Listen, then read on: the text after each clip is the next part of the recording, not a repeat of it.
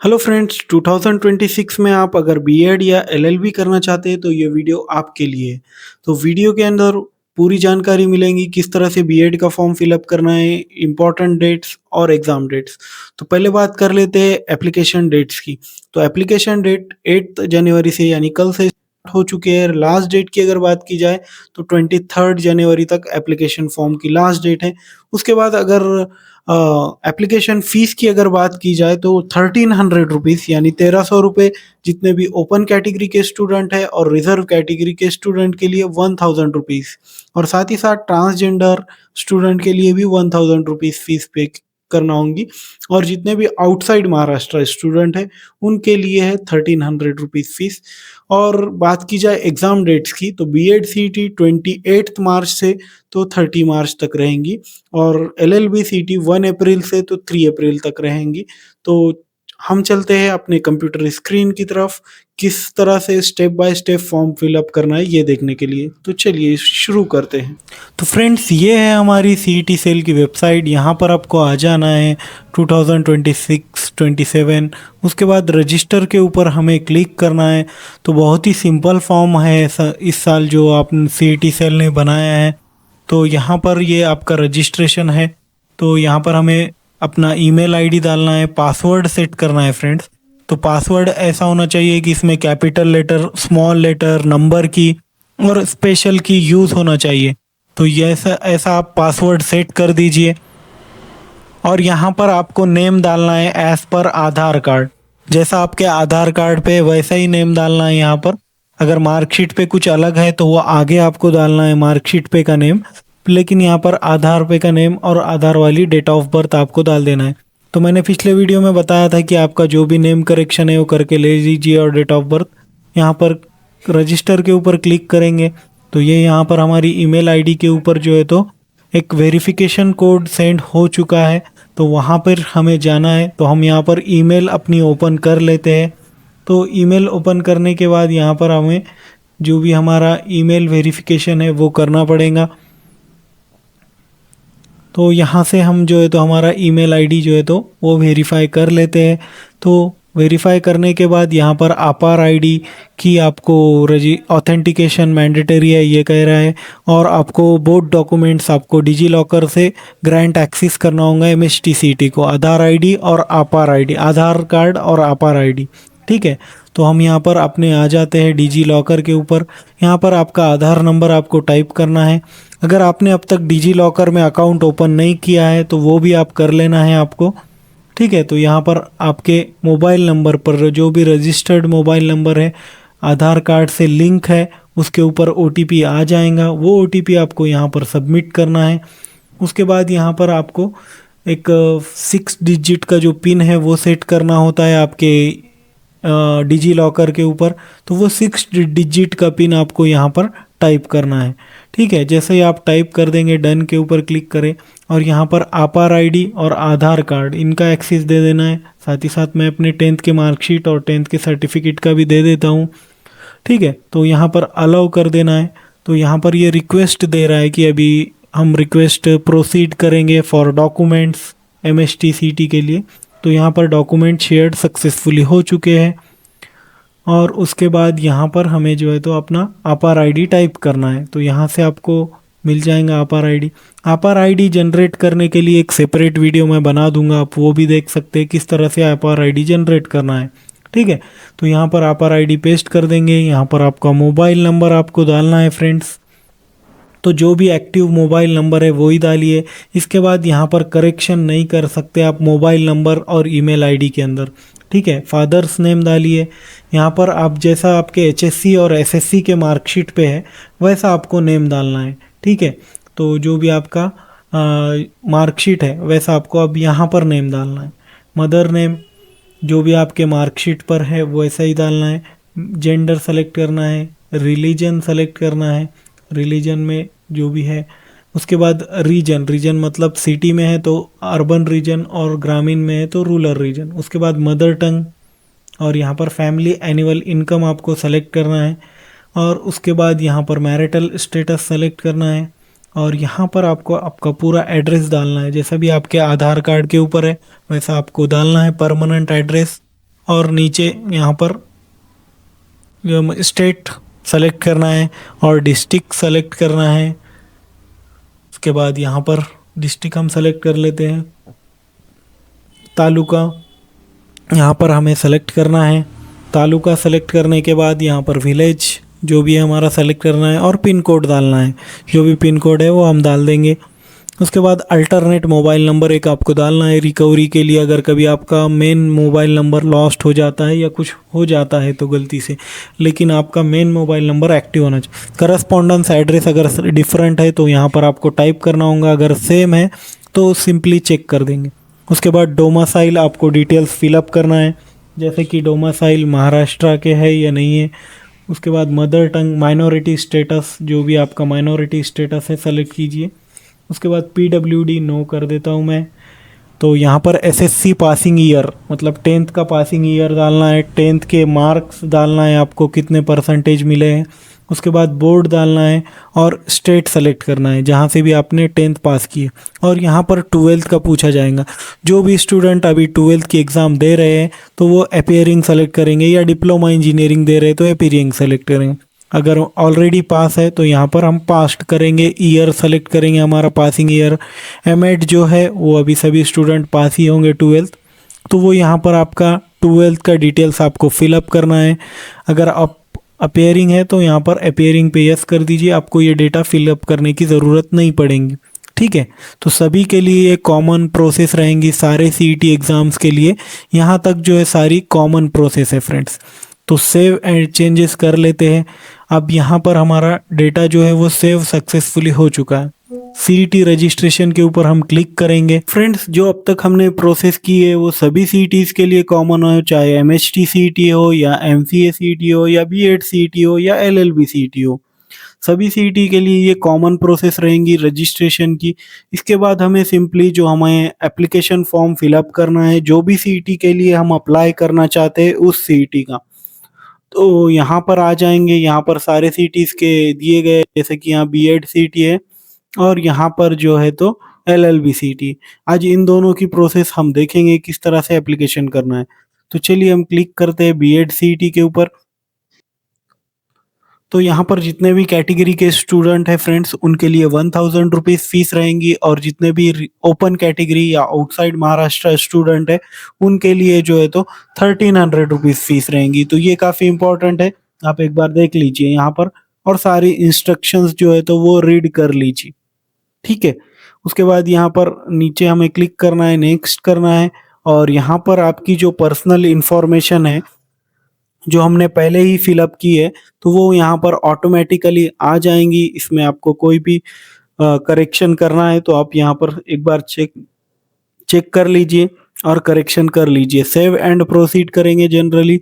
उसके बाद address details ये भी सेम ही रहेगा, अगर आपको कुछ करेक्शन करना है तो यहाँ पर से कर सकते हैं आप, और सेव एंड प्रोसीड करेंगे। उसके बाद यहाँ पर जो मेन इम्पॉर्टेंट चीज़ है ये कैटेगरी और डोमिसाइल डिटेल्स। तो कैटेगरी के अंदर आपको डिसेबिलिटी मतलब कोई स्टूडेंट स्पेशली डिसेबिलिटी है तो वो यहाँ पर यस कर सकते हैं। ऑर्फन है मतलब कोई अनाथ है, पेरेंट्स नहीं है, तो वो आप यहाँ पर कर सकते हैं। उसके लिए 1% रिजर्वेशन अलॉट किया है महाराष्ट्र गवर्नमेंट ने, तो वो आप ले सकते हैं। उसके बाद यहाँ पर जो है तो हमें सिंपली अपनी कैटेगरी सेलेक्ट करना है, जो भी कैटेगरी से आप बिलोंग करते हैं, open category SC ST VJ, उसके लिए आपको यहाँ पर NCL सर्टिफिकेट लगेगा। OBC एंड जो भी कैटेगरीज है, ओपन कैटेगरी आप यहाँ पर EWS के लिए अप्लाई करना चाहते हैं तो यस कर दीजिए, अगर अप्लाई नहीं करना चाहते तो नो कर दीजिए। ओके, तो यहाँ पर इन माय केस मैं अभी नहीं करूँगा अप्लाई, अगर अप्लाई करना चाहते हैं तो आप यस भी कर सकते हैं। ठीक है, उसके बाद यहाँ पर हम नीचे आएंगे, सेव एंड प्रोसीड करेंगे। सेव एंड प्रोसीड करने के बाद जो हमने SSC की इंफॉर्मेशन यानी 10th की इंफॉर्मेशन फिलअप की थी वो आ जाएंगी, 12th की इंफॉर्मेशन HSC की इंफॉर्मेशन फिलअप की थी वो आ जाएंगी। उसके बाद यहाँ पर हमें ग्रेजुएशन की इंफॉर्मेशन फिलअप करना है, ग्रेजुएशन या PG। कोई स्टूडेंट होगा जिन्होंने PG की होंगी यानी MA MSc, उसके बाद आप B.Ed करना चाह रहे हैं या LLB करना चाह रहे हैं तो वो आप सेम वे में आप यहाँ पर फिलअप कर सकते हैं, जो भी आपका हायर एजुकेशन है वो। ठीक है। उसके बाद यहाँ पर उसका स्टेटस डाल दीजिए, मतलब अगर आप पास आउट है ऑलरेडी तो यहाँ पर पास्ड कर देंगे, या फिर आप इस साल एग्जाम में अपियर हो रहे हैं तो यहाँ पर अपियरिंग क्लिक करेंगे। पास आउट स्टूडेंट के लिए परसेंटेज और मार्क्स डालना पड़ेंगे, तो वो वहाँ पर आप डाल सकते हैं। अपियरिंग के लिए मैं बता देता हूँ, जो भी आपने डिग्री कम अपियरिंग हो रहे हैं आप, for example BA, BSc, BCom या बीएचए, बीएमएस, सभी यहाँ पर डिग्री दी गई। इनमें से अभी आप कोई भी अपियरिंग हो रहे हैं तो वो आप यहाँ पर सेलेक्ट कर सकते हैं। तो यहाँ पर बीए मैंने सेलेक्ट करा है। उसके बाद बीए में जो भी स्पेशल सब्जेक्ट थे, फॉर एग्जांपल आपका इकोनॉमिक्स था, ज्योग्राफी था, हिस्ट्री था, एजुकेशन था या इंग्लिश था, आप वो सेलेक्ट कर सकते हैं। एक से ज़्यादा दो स्पेशल सब्जेक्ट थे तो आप दो भी सेलेक्ट कर सकते हैं। जैसे कि यहाँ पर मैंने दो सब्जेक्ट सेलेक्ट किए, पॉलिटिकल साइंस और हिस्ट्री। उसके बाद यहाँ पर स्पेशल एजुकेशन या आपको इंग्लिश मीडियम के कॉलेज में एडमिशन लेना है तो वो पूछा जाएगा। तो यहाँ पर सिंपली इंग्लिश मीडियम का अगर कॉलेज के लिए आप अप्लाई करना चाहते हैं तो उसे यस कर दीजिए। यहाँ पर इंग्लिश लैंग्वेज सीईटी जो रहती है वो देना चाहते हैं तो उसे भी हम यस कर देंगे। ठीक है। उसके बाद यहाँ पर जो हम देखेंगे कि जो स्पेशल एजुकेशन है, यानी कोई स्पेशल ब्लाइंड स्टूडेंट है, हेयरिंग इम्पेयरमेंट स्टूडेंट है, तो उनके लिए अगर आप टीचिंग करना चाहते हैं तो वो यहाँ पर दिया गया है, तो वो भी आप कर सकते हैं। सेलेक्ट करने के बाद यहाँ पर आई हैव रीड कर दीजिए और सेव एंड प्रोसीड कर दीजिए। जैसे कि मैंने यहाँ पर सिंपली नो कर दिया है स्पेशल एजुकेशन के लिए, तो आप वहाँ पर भी आपको अप्लाई करना चाहते हैं तो कर सकते हैं। ओके, सेव एंड प्रोसीड कर देंगे। उसके बाद यहाँ पर जो है तो हमारे सेंटर सेलेक्ट करना है और मीडियम सेलेक्ट करना है, किस मीडियम में आप एग्ज़ाम देना चाहते हैं। ठीक है। तो यहाँ पर सेंटर के अंदर जो भी हम सेलेक्ट कर देंगे, 4 सेंटर मैंने सेलेक्ट किए। इस तरह से भी आप 4 सेलेक्ट कर सकते हैं जो नियर बाय आपके सेंटर है। और मीडियम ऑफ पेपर, पेपर किस मीडियम में चाहिए, यहाँ पर 2 मीडियम रहेंगे, एक तो मराठी रहेगा या इंग्लिश रहेगा, आप दोनों में से कोई एक सेलेक्ट कर सकते हैं। ठीक है। उसके बाद अपलोड डॉक्यूमेंट्स, तो यहाँ पर अभी आपको डॉक्यूमेंट अपलोड करना है। सिंपली आपको 3 ही डॉक्यूमेंट अपलोड करना है, आपका फ़ोटो, सिग्नेचर और एक आइडेंटिटी प्रूफ। तीनों ही आपको चीज़ें अपलोड करना है। बहुत ही सिंपल फॉर्म है, इसीलिए मैं बार बार कह रहा हूँ। अगर फिर भी आपको अगर हमारे से फॉर्म फिलअप करवाना है, हम भी आपको नॉमिनल फ़ीस में आपको फॉर्म फिलअप करके दे देंगे, तो आप हमसे कांटेक्ट कर सकते हैं सिंपली। ओके, तो यहाँ पर आपका जो भी ये सारे डॉक्यूमेंट्स है, इनमें से कोई एक डॉक्यूमेंट आपको अपलोड करना है। उसके बाद यहाँ पर आपका लाइव फ़ोटो, चाहे तो आप लाइव फ़ोटो भी अपलोड कर सकते हैं, या फिर आप जो है तो जो इंस्टेड ऑफ अपलोड फ़ोटो, मतलब आपका ऑलरेडी प्री सेव्ड जो फ़ोटो है वो भी अपलोड कर सकते हैं। ठीक है। तो यहाँ पर हम जो भी हमारा फ़ोटो है जहाँ पर भी है वो एक बार ले लेंगे, हमारा फ़ोटो का फोल्डर जो भी है। ठीक है। ओके, तो यहाँ से हम फ़ोटो अपलोड कर देंगे। तो ये थोड़ा सा टाइम लेगा डिटेक्ट करने में, फेस डिटेक्ट हो रहा है या नहीं हो रहा है। तो यहाँ पर फेस प्रॉपरली नॉट विजिबल ऐसा बता रहा है, तो हम यहाँ क्या कर लेते हैं, दूसरा फ़ोटो अपलोड कर लेते हैं और ये हो जाएगा। क्योंकि ये थोड़ा सा कम साइज़ का फ़ोटो था इसीलिए ऐसा प्रॉब्लम आ रहा है। तो यहाँ पर मैक्सिमम साइज़ 5 MB तक की दी गई है, तो ये काफ़ी बेनिफिट है फ्रेंड्स। बहुत कम साइज़ भी नहीं दी है और बहुत ज़्यादा भी नहीं दी है। 5 MB मतलब अच्छी साइज़ है। आप नॉर्मली कोई भी फ़ोटो लेंगे तो अपलोड हो जाएंगी। फ़ोटो के अंदर ये है कि आपका क्लियर बैकग्राउंड होना चाहिए, मतलब सिंपली प्लेन बैकग्राउंड होना चाहिए फ़ोटो आपको। इसके बाद क्रॉप करनी होंगी, सिंपली यहाँ पर हम क्रॉप बटन के ऊपर हमें क्लिक करना है, तो ये फ़ोटो जो है तो वो क्रॉप हो जाएंगी। ठीक है। अप्लाई, क्रॉप एंड अप्लाई पे क्लिक करेंगे तो यहाँ पर यह हमारी फ़ोटो क्रॉप हो चुकी है। और ये जो है तो उसके बाद सिग्नेचर अपलोड करना है, हमारी जो भी सिग्नेचर है हमारी वो अपलोड कर दीजिए। ये भी वाइट बैकग्राउंड के ऊपर होना चाहिए मेजॉरिटीली। ओके, तो वाइट बैकग्राउंड के ऊपर आपकी सिग्नेचर कर लीजिए, उसे स्कैन कर कर वो भी अपलोड कर लीजिए। यहाँ पर थोड़ा सा एडजस्ट कर लेंगे हम, जो हमारी सिग्नेचर है वो परफेक्ट आनी चाहिए, इसलिए हम एडजस्ट कर ले रहे हैं।